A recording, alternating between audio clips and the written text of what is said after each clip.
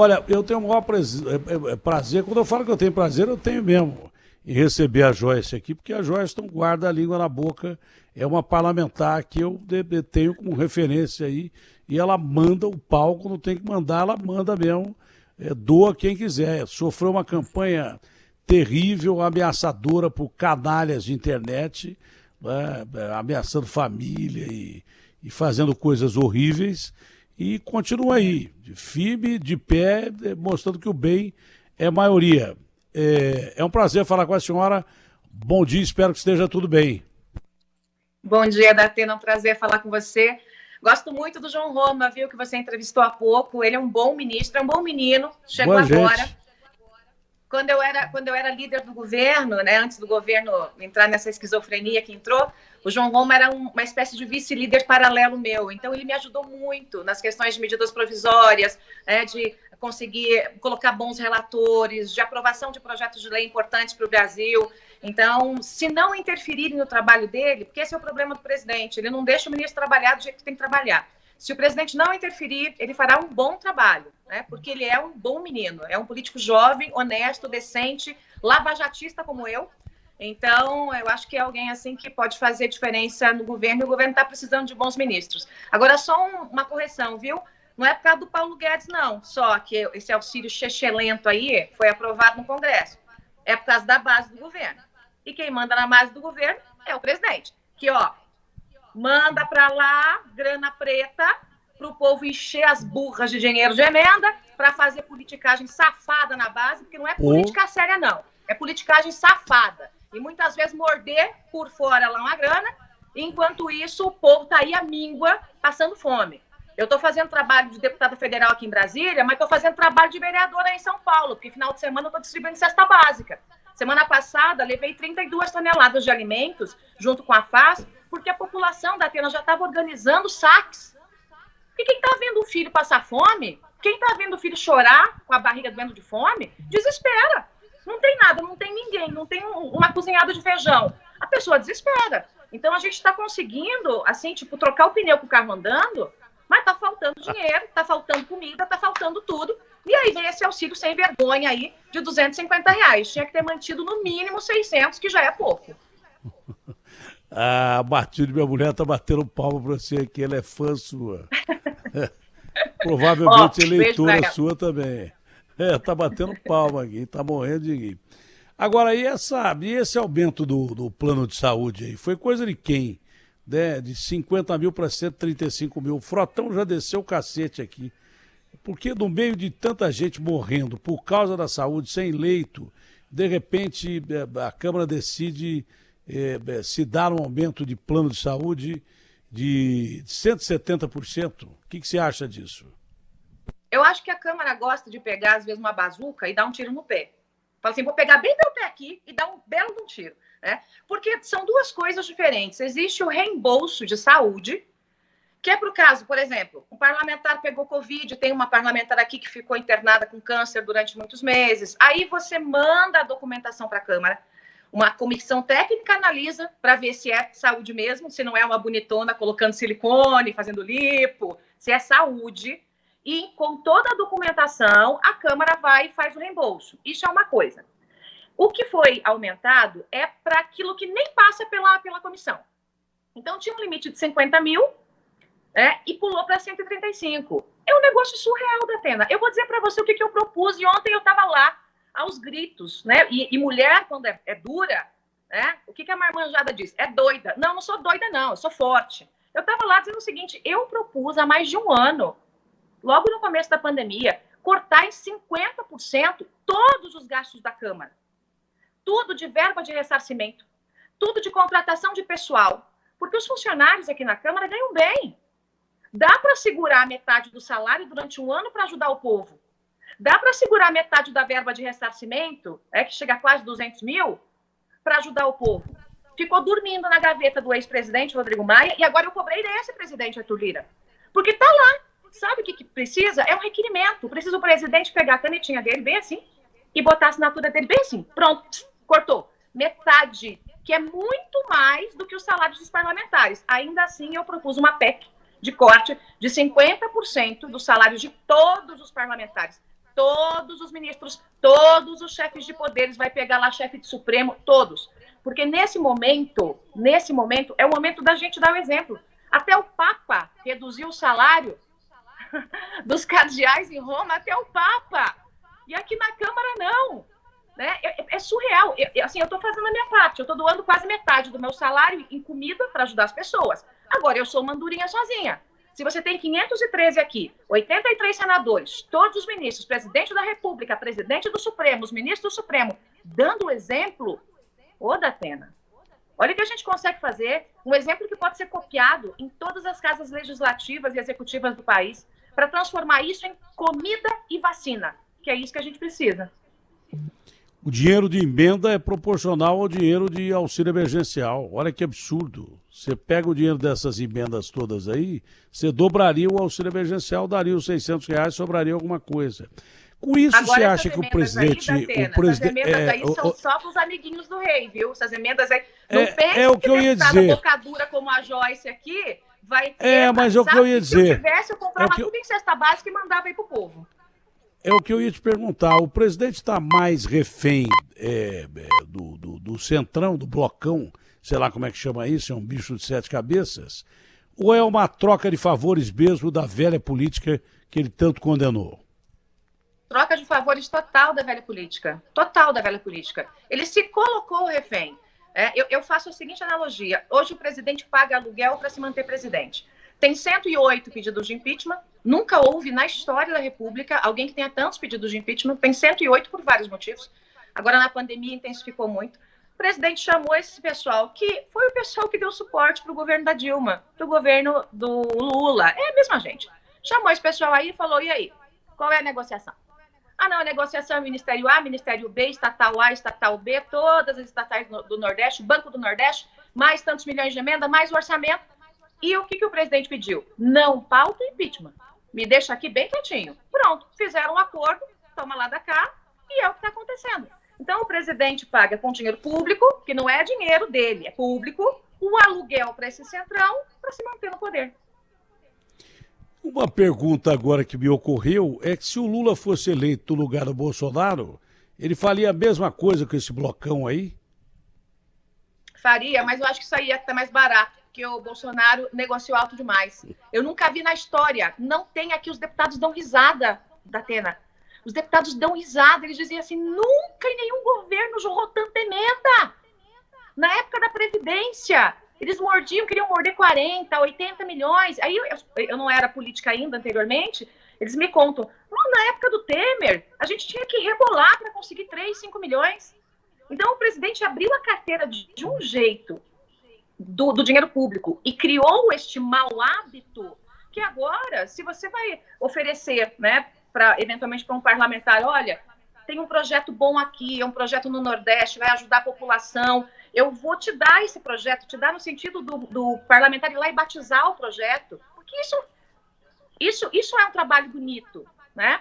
É um trabalho de você, acho que cortou aí, mas já voltou, Datena. Alguém me ligou aqui. Chamando você aí, alguém ligou, pronto. Mas já voltou. Não, já voltou. Isso é um trabalho bacana. A obra vai sair, o parlamentar é lá da região, o parlamentar indicou a obra. Ganha-ganha. Ganha o povo, ganha o parlamentar, ganha o governo. Mas dessa forma, de abrir a carteira e 80 milhões para cá e 160 milhões para lá de emenda, isso nunca aconteceu na história da República. Nunca. Um pouco da incompetência e um pouco da fragilidade do governo, né? O presidente precisaria ter alguns políticos sérios.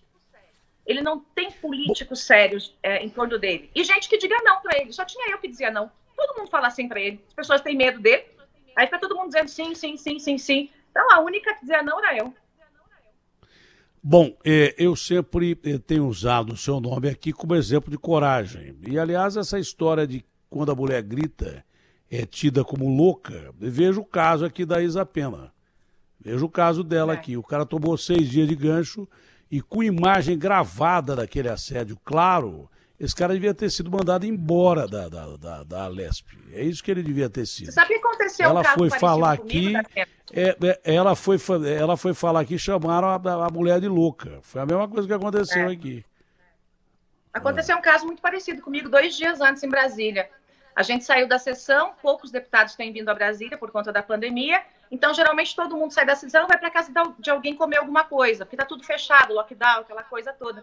Nós fomos à casa de um dos parlamentares, tinha um grupo lá, um parlamentar se achando bonitão, grande, alto, policial, né? Eu estava com as mulheres, eu sempre fico com a mulherada, estava com as deputadas, chegou por trás de mim, me abraçou por trás e me deu aquela famosa encoxada. Né? Assim, no português, claro, é isso. Eu sempre ando com um anel alto, né? Hoje eu estou em casa, estou sem ele, mas eu sempre ando com 2 anéis bem altos. E eu estava com um anel que meu marido me deu, um anel com diamante, que meu marido me deu de presente de casamento. Eu nem vi quem era, Datena. Eu virei o dorso da mão, estapeei o rosto e fez um corte daqui até aqui. Aí começou a sair sangue, confusão danada, não sei o quê. Aí as deputadas ali vendo se tinha acontecido alguma coisa comigo, quem estava sangrando era ele, né? Aí foi aquela vergonha pública, ele abaixou os olhos assim, os deputados vieram e disseram, olha, ela tem razão. Como é que você chega e se encosta numa mulher sem autorização? Né? E aí por que ninguém ficou sabendo disso? Por que Todo ninguém mundo ficou sabendo disso? Saiu na Folha de São Paulo. Saiu na Folha de São Quem era Paulo. o cara? O que aconteceu, eu não dei o nome do cara e eu vou te dizer por quê, Datena. Pela esposa dele.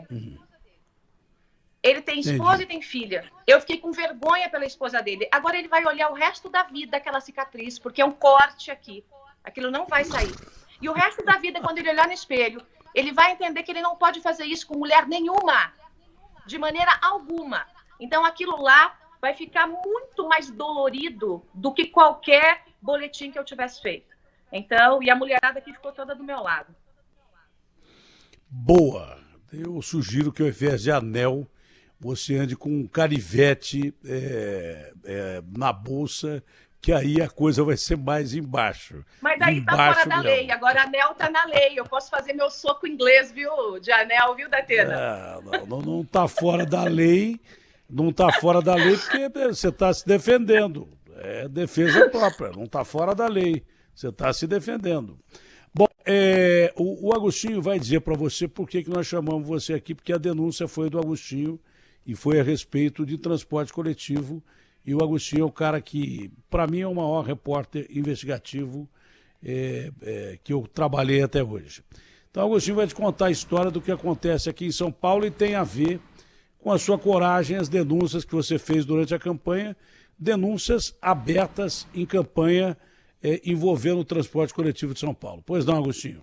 Obrigado, Datena. Deputada, prazer falar com a senhora. A gente lembrou do seu nome porque lá atrás, durante a campanha, a senhora falou sobre as pressões que estava sofrendo da área de transporte coletivo. E essa área tá passando por dificuldades. Muita gente que faz transporte escolar está sem trabalho, porque nós não temos aulas presenciais, então os tios das vans, como a gente chama, a maioria está sem ganhar nada, está passando por dificuldade mesmo. E a gente tem ouvido de muitos deles, deputada, que há um esquema para favorecer os motoristas de vans escolares que são ligados às cooperativas, porque há o pessoal que é, digamos, autônomo, independente, cadastrado na prefeitura, mas não faz parte das cooperativas. Enquanto a outra ala das cooperativas, essa sim, continua ganhando o valor total. Tem benefícios da prefeitura para receber uma parte do transporte escolar mesmo sem levar os alunos e está recebendo também alguns benefícios para atuar momentaneamente na área da saúde pública. Então é isso, tem o pessoal que ganha R$2.000 e tem o motorista de van que está recebendo, acredite, até R$130.000. É um negócio absurdo. Inclusive nós ouvimos um deles que dizia que essas cooperativas tinham uma ligação política, participavam inclusive de campanhas políticas.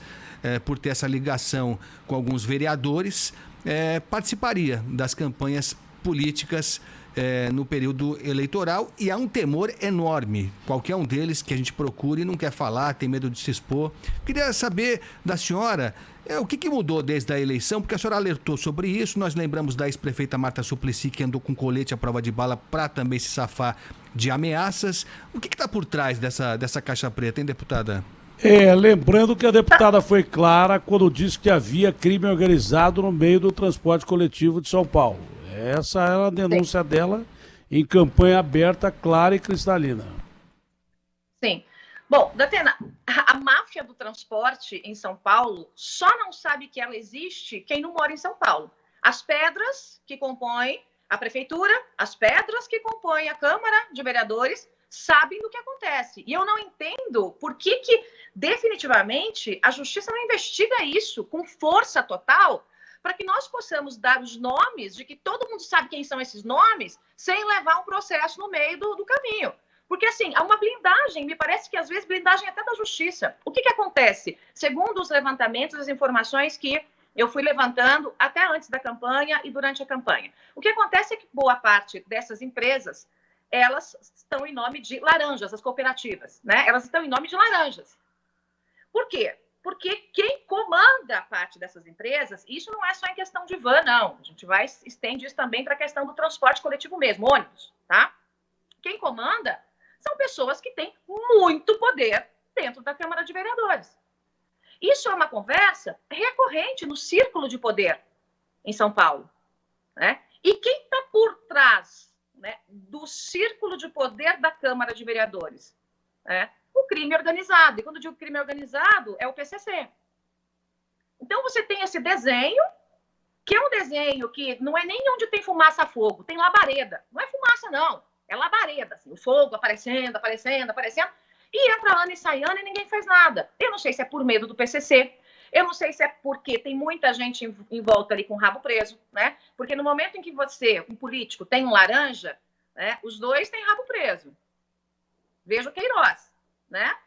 Você tem o filho do presidente e o laranja, que fazia o esquema, né? Então, não muda muito o modus operandi. Só que nós estamos falando, nesse caso, né, de organização criminosa por trás disso, que ganha e ganha muito com isso. Então, essa máfia do transporte também é uma forma de financiamento dessas organizações criminosas.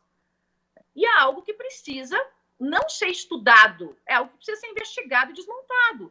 Agora, para fazer isso, né, tem que andar com mais do que colete à prova de balas. Tem que andar com colete à prova de balas, tem que andar com capacete à prova de balas, tem que andar com carro com blindagem militar. Porque realmente é gente que manda matar e acabou.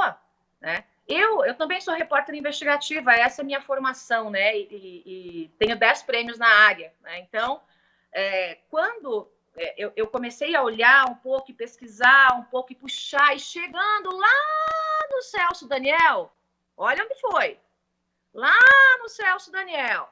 Tá? Se tivessem seguido a investigação lá da época do Celso Daniel, que pagou também por isso, a morte dele também foi por isso, hoje nós teríamos interrompido a máfia, mas de lá para cá ela só se fortaleceu. Então, realmente não dá para dizer que a sua fonte, né, quem te contou o que está acontecendo, está inventando uma história, né, de terror, porque realmente isso existe, e existe em volume maior ainda, ultrapassa essa questão dos grupos de vans. O Palumbo entrou com um pedido junto ao Dr. Sarrubo para investigar o caso. E o caso vai ser investigado pelo Tribunal de Contas. Não que o Tribunal de Contas não tenha importância e devido que vai investigar o contrato dessa empresa Nova Era, que tem um braço a Era, ou vice-versa. O Tribunal de Contas tem que investigar mesmo, mas acho que além do Tribunal de Contas, isso é caso de polícia mesmo. Tem que ler. É caso de polícia. Até porque, veja, o Tribunal de Contas tem uma atuação limitada. O que o Tribunal de Contas pode fazer? Ele pode suspender um contrato por um prazo determinado, ele pode suspender uma licitação por um prazo determinado, ele pode eventualmente até encaminhar com as informações para o Ministério Público. Mas fica a dica, então, para o Tribunal de Contas que vai investigar, né? São vários CNPJs em torno dessas empresas. Se eles procurarem a interligação desses CNPJs, eles vão encontrar um único aqui em cima. É uma espécie de um polvo, uma cabeça com vários CNPJs diferentes que estão ligados ao mesmo grupo. Então, parece que é um monte de gente, um monte de empresa, mas não é. O comando é um só. Então, aí está o grande fio da meada para a investigação, tanto da polícia, quanto do Ministério Público, quanto do próprio Tribunal de Contas. Nós estamos pressionando para ver quem é o povo, porque enquanto a gente não tiver o nome do povo, a gente não pode ajudar o povo. Mas nós vamos atrás até o fim, porque eu não tenho medo de polvo, nem de arraia, nem de tubarão. Quero que se dane. Nós vamos atrás até saber o nome do polvo. O dia que tiver prova aprovada do nome do polvo, a gente fala pro povo. Agostinho. Olha, E quem sabe até lá, Datena, quem sabe até lá a gente derruba todo tipo de foro privilegiado. E aí, é cadeia, meu filho. Porque eu sou contra essa porcaria de foro. Foro é pra bandido. Né? Eu já abri mão do meu foro quando entrei bem aqui publicamente. Falei, eu não quero foro privilegiado, não. Foro privilegiado para bandido. Eu não preciso me esconder de nada da justiça. Então, quem sabe a gente consegue oficialmente derrubar o foro privilegiado aí para todos. E, sendo assim, vai direto para a justiça comum. Aí o bicho vai pegar. Aí é cana. Cana mesmo. É cadeia. Olha, acabei de receber a informação aqui, a propósito do que a deputada e você estavam falando, Datena, que já saiu no Diário Oficial de hoje, que o Tribunal de Contas já está solicitando informações, prazo de 24 horas, para que a Prefeitura dê esclarecimentos sobre a contratação dessa empresa Aera Construção e Engenharia, que foi a empresa escolhida para organizar a utilização dessas vans escolares para transporte de cadáveres, que é um negócio absurdo, né? Um negócio maluco mesmo você utilizar vans escolares para transporte de cadáveres. E aqui no Tribunal de Contas, o conselheiro Eduardo Tuma, ele pede esclarecimentos por uma série de motivos, mas um deles que me chamou a atenção, deputada, que é o seguinte: essa empresa Aera não tem no escopo dela, nas atribuições dela, nada que a ligue, que credencie essa empresa para fazer transporte de cadáver com veículo de van. Isso não é uma outra coisa para se verificar também? Como é que a prefeitura contrata uma empresa que não tem know-how nesse tipo de trabalho, ainda mais numa fase em que não é necessária licitação? 1.700.000, a empresa ia ganhar, pelo que a gente apurou aqui, 1.100.000 desses 1.700.000. E o motorista ia ganhar 28 mil. Uau, 28 mil, quase o teto do funcionalismo público. Uau! Bom, vamos lá. Primeiro que, quando você me diz que o motorista vai ganhar 28 mil, eu já posso claramente dizer que é um superfaturamento da coisa. Só pelo salário do motorista, tá? Eu não estou nem analisando o volume todo. Que é uma coisa óbvia, né? Matemática básica. 2 mais 2 são 4, motorista ganhando 28 mil só se for de jato, né? Então, a gente já vê que tem um problema aí. Mas uma coisa que a gente deve ponderar, para que eu não seja injusta, né? Eu sou muito dura, mas tento não ser injusta. Essa empresa foi contratada, ok. Ela foi contratada por quê? Existia no mercado empresas à disposição para fazer esse trabalho com um volume tão grande de corpos que nós temos? Veja que nós estamos aí, batemos a casa, né? Dos 4 mil mortos. Então, é uma coisa desesperadora, né? Nós não temos espaços. Estão pensando até como fazer, né? Se vão deixar cemitério só para Covid, se vão abrir mais covas. Então, dentro desse processo logístico, eu precisava entender, e posso até fazer um requerimento direto na prefeitura, para saber por que empresas de transporte escolar.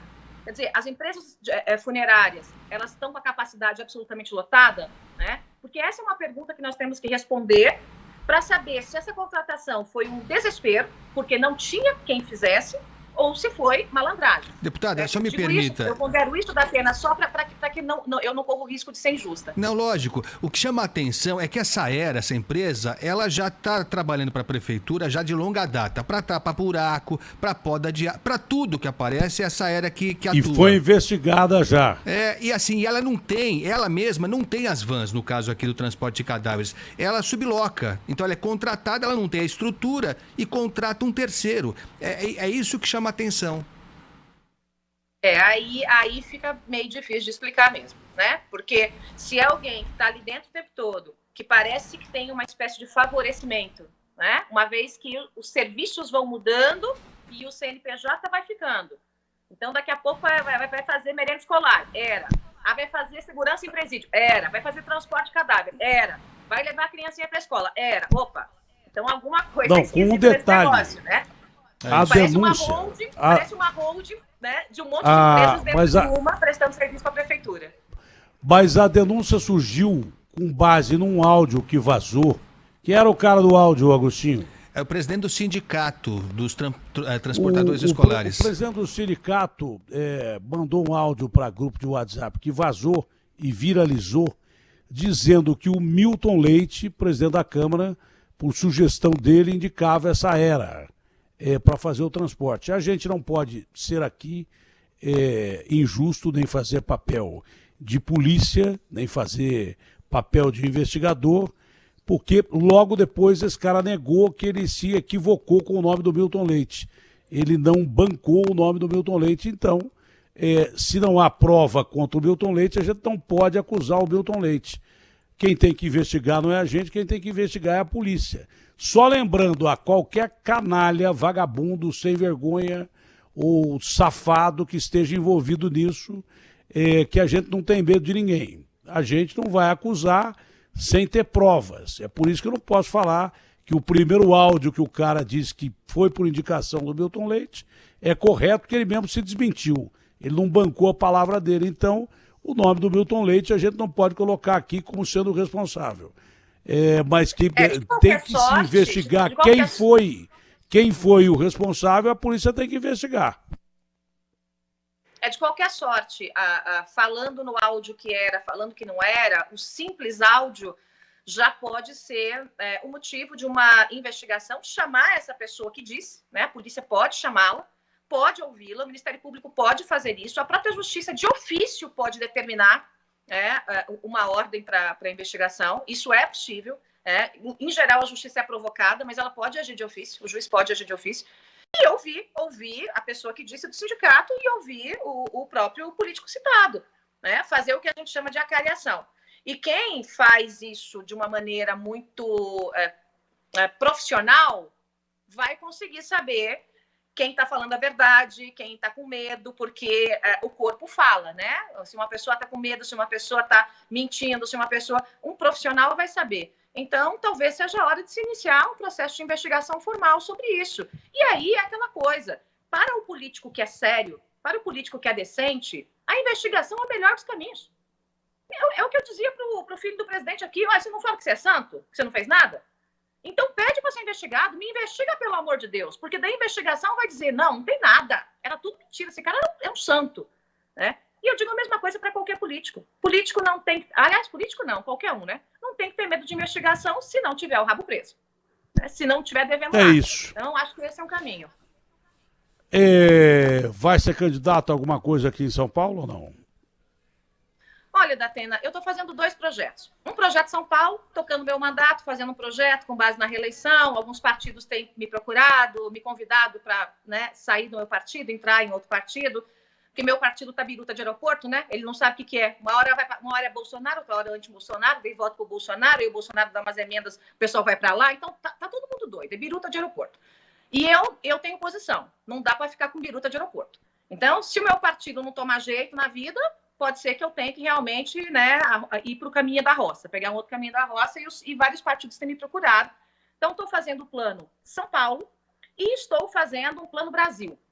Esse Plano Brasil é feito com 7 ex-ministros, que vem lá, tem um do FHC, um do Itamar, passa pelo Temer, passa por alguns ex-ministros do Ogro, que eu digo aqui o presidente, e eles estão fazendo um Plano Brasil para 20 anos, fatiado de 4 em 4.